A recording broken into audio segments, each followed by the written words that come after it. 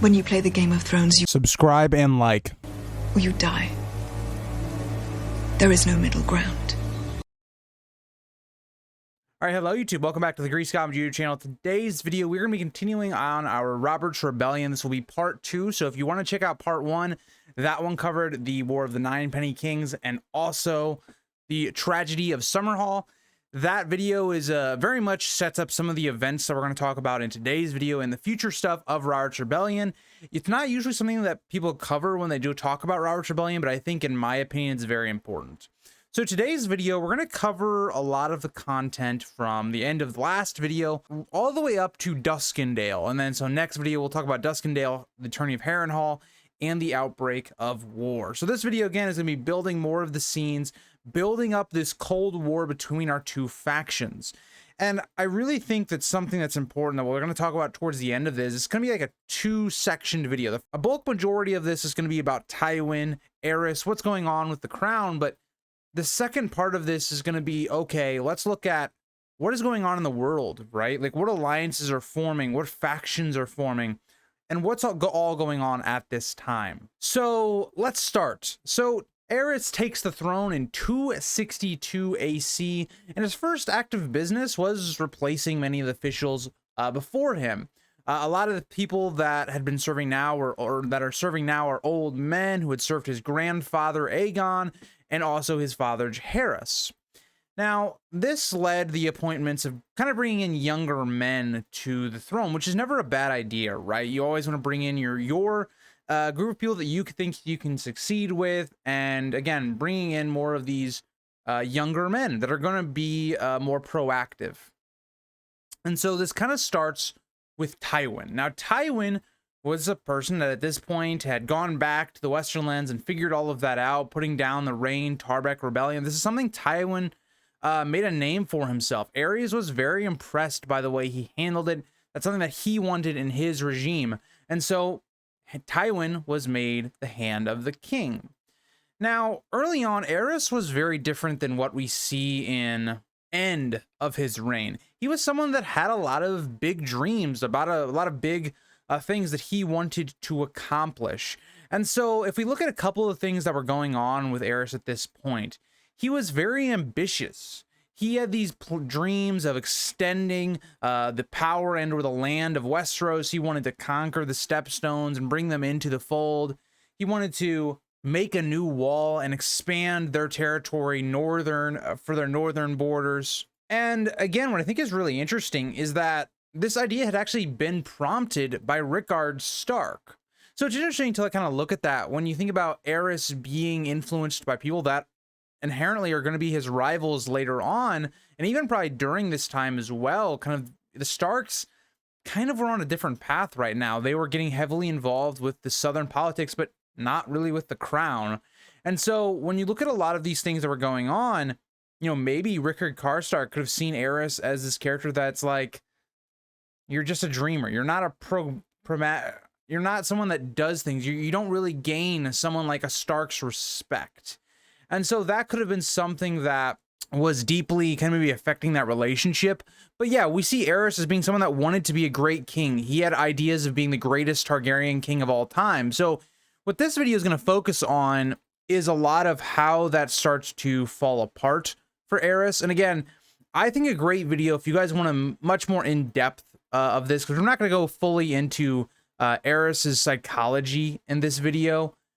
But if you want to see that, I have an Aerys the Mad King video that's a character analysis on it. It's about 45 minutes long, I think.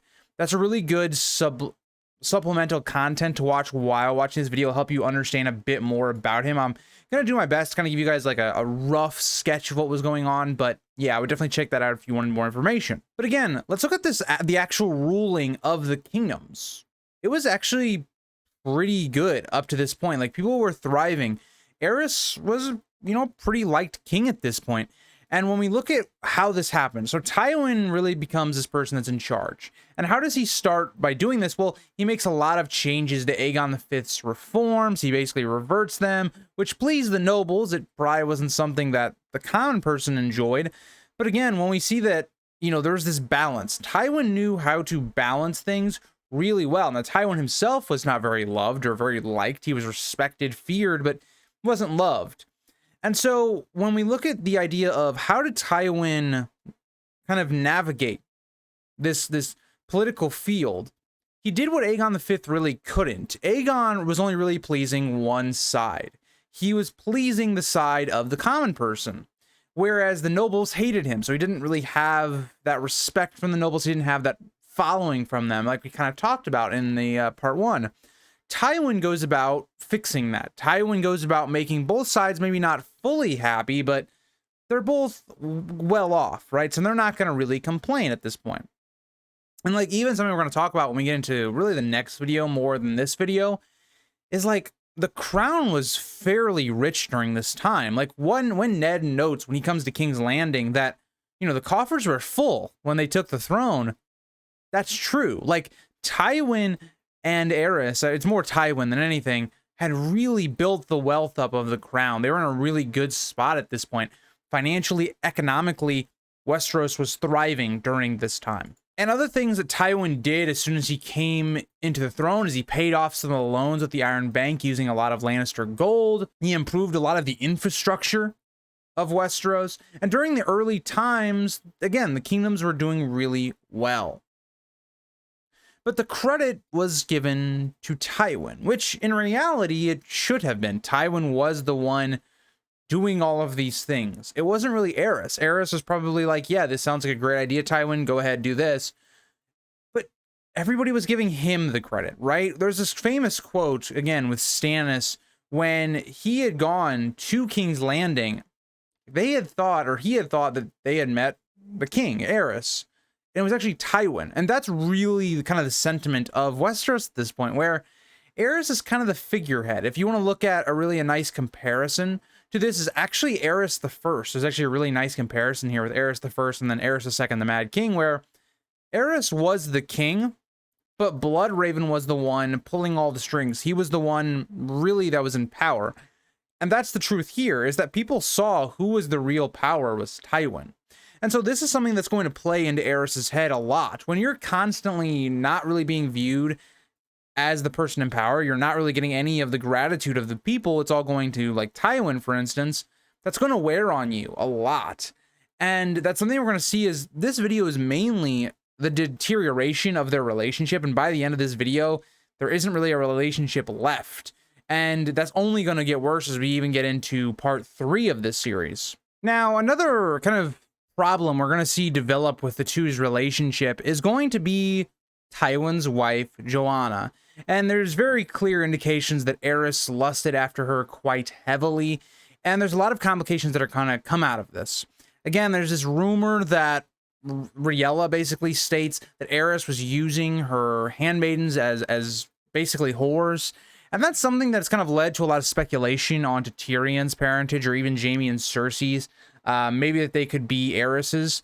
And I don't believe them, but it is an interesting point, and it is something to really think about, that if like Aerys had actually been using Joanna like a whore, that's going to be something that's going to weigh on Tywin. It's going to point that awkwardness, that divide between the two.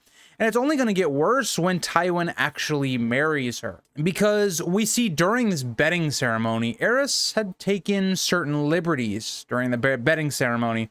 And also is known to have said that it's a shame that the Lord's first right was abolished. Again, some wild things to be saying to, again, presumably your friend that's the hand of the king at this point, really making him look bad. And that's going to be something that Aerys is going to start doing as time goes on. As he grows more unstable, he is someone that's going to basically be campaigning to get Tywin hate. But Aerys, kind of looking at his own relationship, it wasn't going well. His sister Riella, he and him just didn't have a great relationship. As we know, Aerys went outside of the marriage bed quite a lot, which shows again that Aerys wasn't really satisfied with Riella. And again, Aerys takes many different mistresses, right? And we're even going to see some of those pop up in the back part of this video. But again, that wasn't really the main issue of the relationship, right? Riella just kind of put up with it. And again, we would see it kind of creep back up as an issue later on. That would be a very important moment, I think, for Aerys's life. But at this point, let's look at the children of Aerys and Riella. Now again, Rhaegar was born to Rhaella, but after this, she starts struggling. From the years 262 to 271, so a period of about 9 years, Rhaella had 6 children die in birthing or being stillborns, or they would die very soon after being born. It was something that weighed very heavily on Aerys, because Aerys was someone that I think interpreted this as, okay, whose fault could it be? It can't be mine. I'm the Targaryen king. I am... You know, we see this as a very common theme. Think about Maegor, right? Maegor also had this very similar sentiment that I can't be the problem. It must be the woman, or she's cheating on me with someone else. And that was something that definitely played into Aerys as well. But it's something that I think Aerys cared a lot more about his children than maybe it meets the eye. I think one of his most redeeming qualities is that, again, early on, I'm not talking about like later on when, you know, he gets to when Viserys is born, but earlier on, he seemed very happy to have children with Rhaella. He seemed, you know, overjoyed. He enjoyed having children. And when you consistently see 6 children die in a row, that's going to wear on you quite a lot. It's going to make you, you know, very suspicious of, okay, why aren't these children, you know, working? Especially when you have Rhaegar, right? Rhaegar comes out perfectly well, and it's fine. Well, what changed from Rhaegar to these other 6 children? That's something that's going to wear on Aerys's mind, and it's going to kind of, again, bring that divide between Rhaella and Aerys. But Aerys, again, begins to turn on Rhaella, thinking that she was cheating on him, which is ironic, given, again, his status of cheating on her, like, multiple times with women in her, like, presence, her handmaidens. And again, that he could not be the problem with the child issues. To build upon this, Aerys, who had started his reign heeding Tywin's counsel, now began to disregard him and even do the opposite. And for Aerys, this is kind of a win-win scenario, because Aerys can, again, if the plan that Tywin is suggesting, he goes the opposite. If it works, well, he can say, yeah, this was my idea, and Tywin, he was going against it. But if his plan doesn't work, well, he can go, this is Tywin's awful plan, so blame him. So either way, Aerys is going to win in this situation. And 2, this is great for Aerys because he wants to damage Tywin. He wants to put himself over that. He is the one that finally wants to get some of this gratification. And what's going to happen is you're going to have, again, this divide at court. So something, for instance, if we look at the Dance of the Dragons, is we're going to see the divide between the greens and the blacks. We're going to see this kind of at court, but it's going to be like with the Tywin supporters and the Aerys supporters. You're going to have this divide at court, and it's going to get really, really bad. But again, Aerys pretty much blamed Tywin no matter what happened.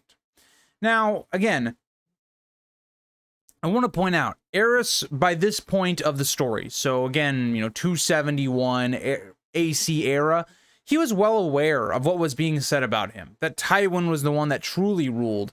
And this is where we're going to get to something, you know, like, to a character like Ilyn Payne, who actively was speaking out, saying that, yeah, Tywin's the guy, Aerys isn't anything.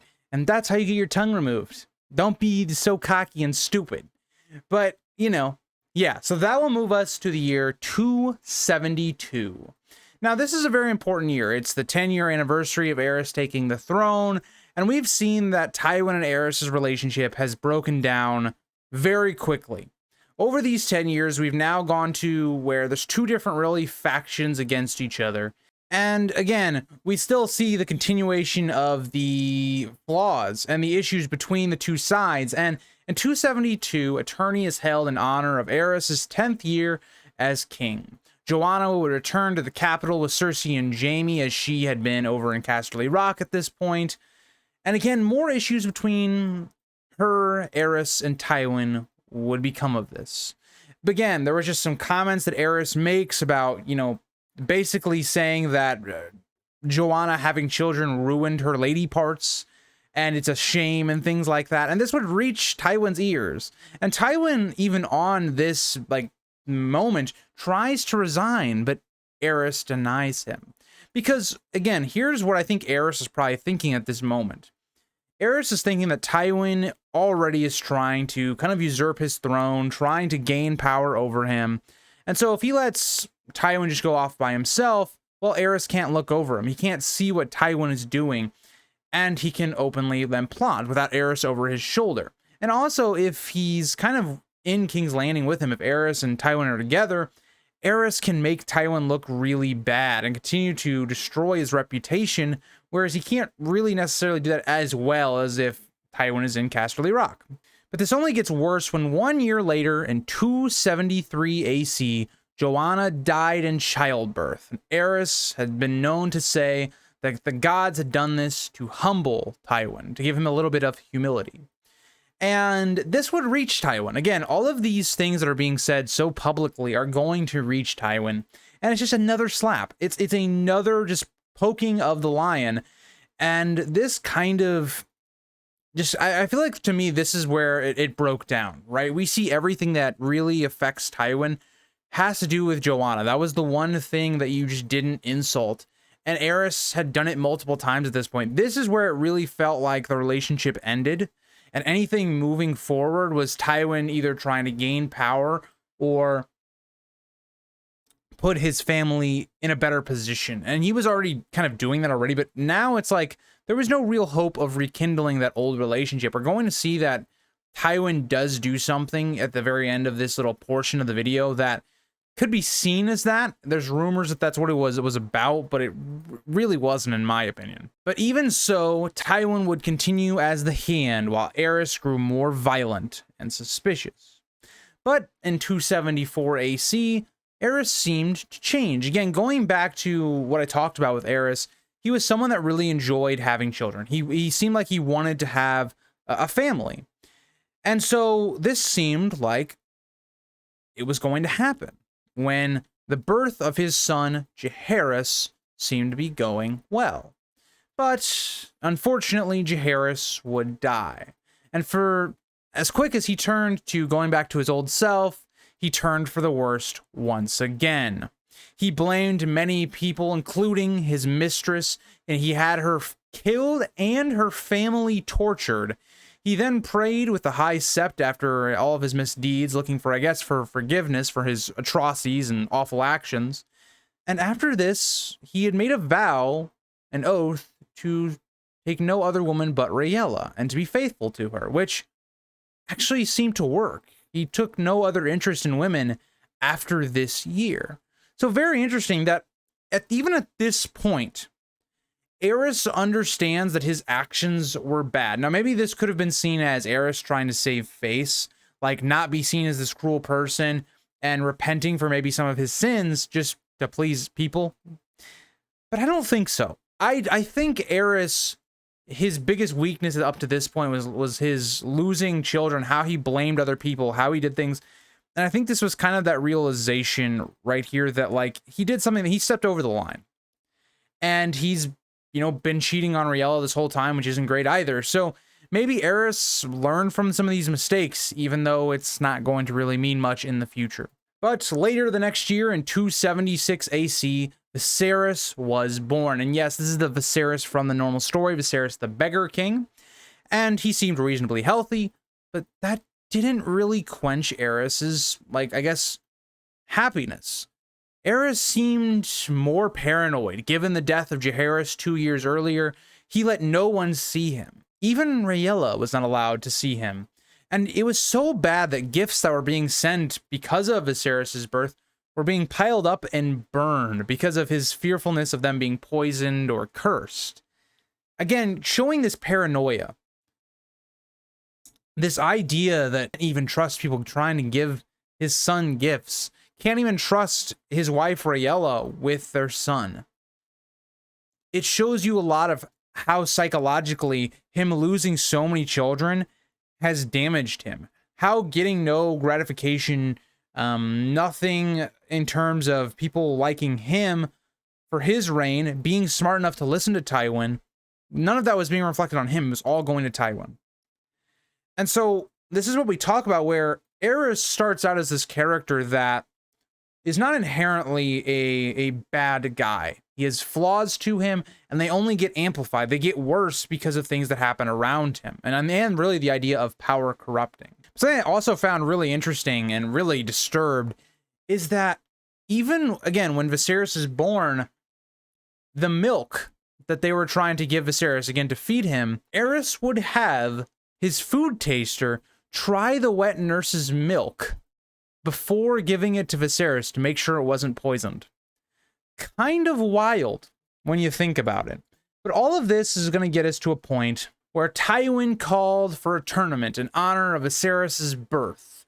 And this had another agenda, right? On the face value of it, I think it would have been seen as Tywin trying to reconcile with Aerys. But in my opinion, I don't think Tywin wanted to try and make friends with Aerys again. I think this was a complete and utter power move.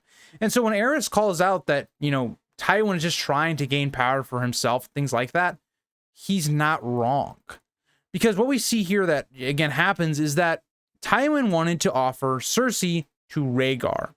And really, on the face value of it, this makes a lot of sense, right? You tie the most powerful house to you. But again, what have we talked about this entire video?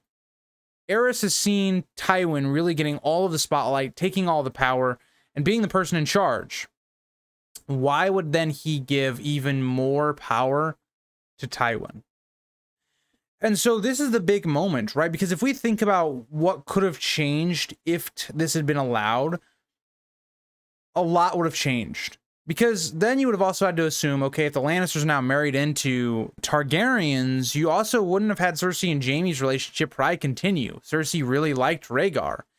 And so, on the other hand, when we also look at this, is like Jaime was trying to be married to Lysa. And so this is where I come to this idea where we're going to kind of transition to the next period, because this is kind of the last information that's relevant before we get to Duskendale with Aerys and Tywin's plot. But let's think about like what was going on outside of this. And this is going to be more of a factor going into the next video, because some of our characters are still like a little bit too young before a lot of this started happening. But think about what's going to be going on outside in the northern plot right now. You're going to have Rickard Stark being heavily involved in Southern politics, something Starks have never really been a part of since like Cregan Stark in the Dance of the Dragons is really the only one that comes to mind, outside of like Ned as well. And so you're going to have this going on. If you're Aerys and you're looking through all of this and you're seeing, okay, you're going, why is this happening? Like, why are the Starks marrying into the Riverlands? Why are they marrying to the Baratheons later on? Why, again, all of this hasn't really happened yet. So again, put this in the context. We're gonna talk about more of this in the next video, but just like I ended in the first video, I want you guys to really understand what the political landscape was looking like. Just how we see with World War I, where all of these factions are, this alliance is with this. If you attack this country, well, this country is going to go in. But if you attack this other country that's attacking that country, another country gets brought in. That's how World War I basically broke out. And so that's what's going on here, is that every single kingdom is getting interweaved, right? Robert and Ned, they're going to be getting fostered at the Vale, interweaved into this whole idea where now you're going to be developing this relationship where Ned's going to look at Jon Arryn as a father figure. Same with Robert. Now Robert's going to be looking at Ned as a brother. You're connecting all of these houses. And so when you look at the Riverlands coming into this, when you look at the Lannisters, hell, even the Lannisters were trying to get in on this, but it didn't work because Aerys kind of thwarted that plan. When we look at the Dornish possibly of marrying into the Reach, and the Reach maybe could have married into something else, everything was kind of gaining power besides the Targaryens. Rhaegar, again, was looking for a partner, and it ends up being Elia, which in a lot of ways, in my opinion, was a very bad move, because Rhaegar could have been used to actually thwart this northern alliance, and it wasn't. It was used to kind of a house that didn't really have an allegiance yet. And so, again, we're going to talk about this a lot more in next week's video, but there's so many things that were going on that plays into Aerys's paranoia. And it's not something that's unfounded. It's there. It's wide open. Why would all these houses and different players be forming this alliance if it wasn't to, A, have a defensive, again, alliance if Aerys was going to do something against them, or 2, to try and take the throne from him, which is what inevitably happens, but again, that's prompted because he does something. Again, it's just a cold war is brewing between this northern faction and this southern faction. That's what's going on right now. And I just find that very fascinating that, the way history kind of looks at it, we paint this as, oh, okay, there wasn't really that going on with the North. It was, oh, the North was all reacting in the Vale. All these, northern factions were reacting to what was going on, but that wasn't the truth. They were proactively setting themselves up to be in an alliance against an attack like this. So yeah, thank you guys all for watching part 2 of Robert's Rebellion. And again, I know it says Robert's Rebellion on it, but that's the reason I named it The Fall of the Dragons, because the series is more about why the Targaryens lost power than it is about Robert. And that we're gonna get into that in the whole war in probably part 4. So like, again, we're not gonna even hit Robert's Rebellion until part 4. But again, this is a really deep dive into the political landscape leading up to Robert's Rebellion, and then eventually when we get into it. So thank you guys all for watching, and I'll see you guys all in the next one. Bye, guys.